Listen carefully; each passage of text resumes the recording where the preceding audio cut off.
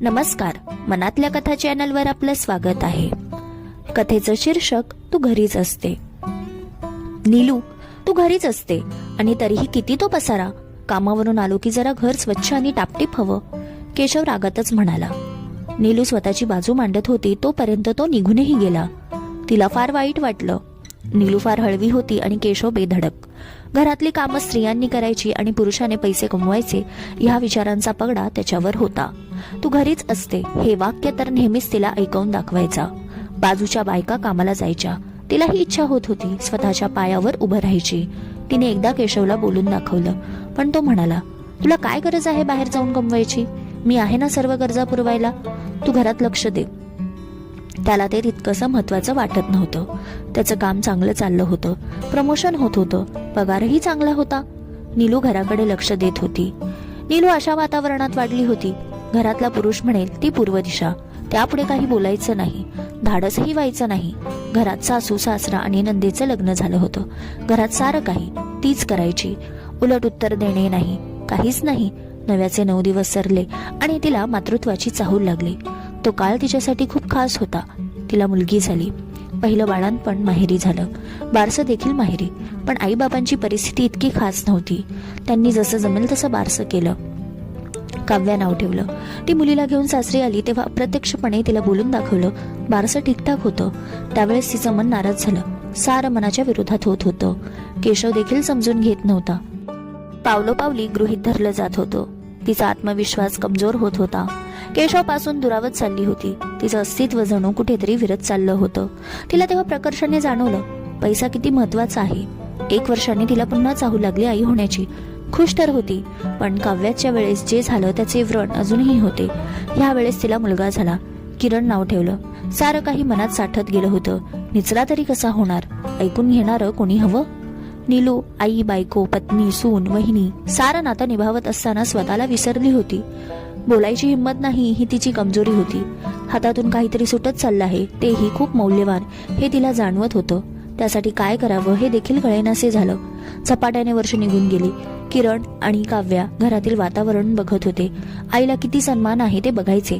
त्यांच्याही तोंडातून सर्रास वाक्य यायचं, आई तू घरीच असते. ती दुखावली जायची. आपली किंमत हीच का नेहमीसाठी?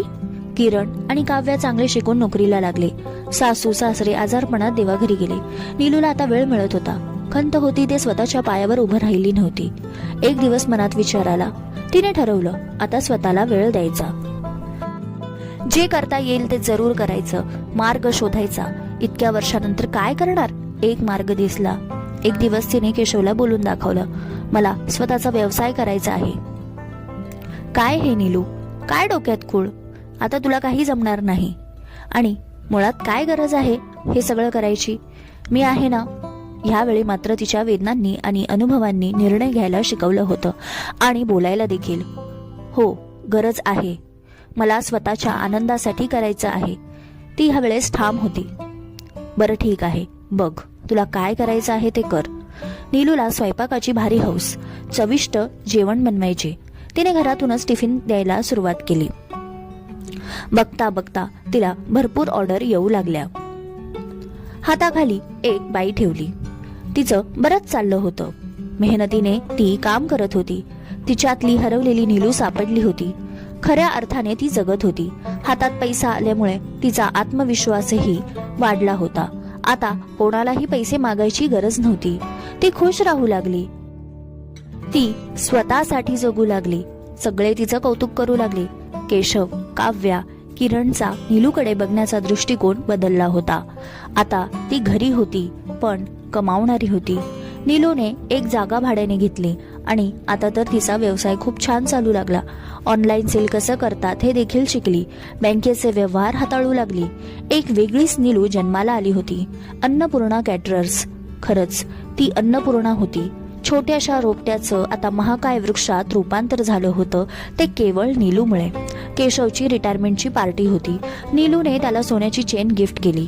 तिथे देखील सगळे नीलूचं कौतुक करत होते. बिझनेस वुमन झाली होती. तिचं व्यक्तिमत्व पूर्णपणे बदलून गेलं होतं. खरं तर हा बदल नीलूने घडवून आणला होता. तिच्यासाठी सर्वांच्या नजरेत आदर दिसत होता. काव्याचे लग्न झाले. किरणचेही लग्न झाले. किरणची बायको मेनू देखील जॉबला जायची. सगळं छान चाललं होतं. नीलू देखील तिच्या व्यवसायात होती आणि केशव देखील रिटायर झाला होता. दुधात साखर म्हणजे मेनूला देखील आई होण्याचं कळलं. नीलू आणि केशव आजी आजोबा होणार होते. तिचे सारे लाड पुरवले जात होते. सासू सुनांचे नाते छानच होते. कर्तृत्ववान सासू होती ती. सुनेला अभिमान होता. मीनाक्षीने गोंडस मुलीला जन्म दिला. सगळेच खुश होते. अवंतिका नाव ठेवलं. 6 महिन्याने सून कामाला जाऊ लागली. अवंतिका बघता बघता कधी मोठी झालं कळलंच नाही. ती देखील शाळेत जाऊ लागली. एक दिवस किरण केशवला म्हणाला, बाबा, तुम्ही अवंतिकाला शाळेत आणि क्लासला सोडायला जात जा, कारण तुम्ही घरीच असता. आम्हा दोघांना ऑफिसमुळे जमणार नाही. ती जबाबदारी केशवने आनंदाने स्वीकारली. अवंतिकामध्ये तो रमायचा. नीलूने तर अजून एक दुकान घेतलं. ती मन लावून काम करत होती. एक दिवस केशव निवांत बसला होता. नीलू आली. केशवने तिचा हात पकडला. काय हो, काय झालं? काही नाही, तुझ्याशी बोलायचं आहे, स्मित हास्य करत तो म्हणाला. बोला. त्याच्या बाजूला बसत म्हणाले, नीलू, तुला मी नेहमी गृहीत धरलं, कारण तू घरी असायची. रिटायर झाल्यावर कळलं एक पोकळी निर्माण झाली. घरात असल्यावर आपल्याला सहज बोललं जातं, तुम्ही घरीच तर असता. हे वाक्य साधं जरी असलं तरी ते टोचणारं असतं. अवंतिकाची जबाबदारी मी स्वखुशीने घेतली आहे. आजोबा म्हणून मी तिच्याकडे दुर्लक्ष होऊ देणारही नाही. पण आज मी मला तुझ्या ठिकाणी ठेवून पाहिले. जेव्हा तू म्हणायची कामाला जायचं आहे, तेव्हा मी नाहीच म्हणायचो. मला असं वाटायचं तू घर सांभाळावं. एका अर्थी मी जबाबदारी तुझ्यावर लादली. नीलू हळवी झाली होती. आज केशव फार तन्मयतेने बोलत होता. नीलू, खरंच आपल्या अस्तित्वावर गदा आणली जाते तेव्हा फार वाईट वाटतं. आपलीच माणसं असं करतात तेव्हा तर अजूनच वाईट वाटतं. आज मी कबूल करतो, पती म्हणून तुला समजून घेण्यात आणि सहकार्य करण्यात खरंच कमी पडलो. माफ करशील मला? तिचे काठोकाठ भरलेले डोळे खूप काही सांगून जात होते. खरं सांगू का, वाईट तर वाटत होतं. मला तुमच्याकडून खूप अपेक्षा होत्या. मला वाटलं होतं तुम्ही समजून घ्याल. तसं झालं नाही. माझा विश्वास ढासळत गेला. असं वाटायला लागलं मी काहीच करू शकत नाही. वाईट वाटायचं, रडूही यायचं. किरण आणि काव्य ही माझीच मुलं, पण त्यांच्याही डोळ्यात तेच दिसायचं. घरी राहून देखील मी सर्व जबाबदारी घेतली. असो, नंतर असं वाटलं हे माझं एकच आयुष्य आहे, पुन्हा पुन्हा आयुष्य नाही. मी असं माझं मन नाही मारू शकत. मला रडत बसायचं नव्हतं किंवा मला कोणावरही खापर फोडायचं नव्हतं, अगदी तुमच्यावरही. मला माहित आहे विचारांचा पगडा कसा असतो. मग मी माझा मार्ग निवडला आणि आता मी खुश आहे. जे केलं ते केवळ मी माझ्या आनंदासाठी केलं. घरातल्या स्त्रीची अपेक्षा असते तिला समजून घेतलं जावं, पण जर समजून नसेल घेतलं जात तर स्त्रीने रडत बसू नये. आपला मार्ग शोधावा. तो मी शोधला. नीलू, किती सहज स्वीकारलं तू. मी तुझ्या ठिकाणी असतो तर फार त्रागा केला असता. खरंच उगाच नाही स्त्रीला देवीचा दर्जा दिला जात. कधी नव्हे ते केशवचे डोळे पाणावले. त्या पाणावलेल्या डोळ्यात नीलूची छबी दिसत होती, जिचा त्याला खूप अभिमान वाटत होता. समाप्त. इथे नीलूला समजून घेतलं नाही तरी तिने स्वतःचा मार्ग निवडला.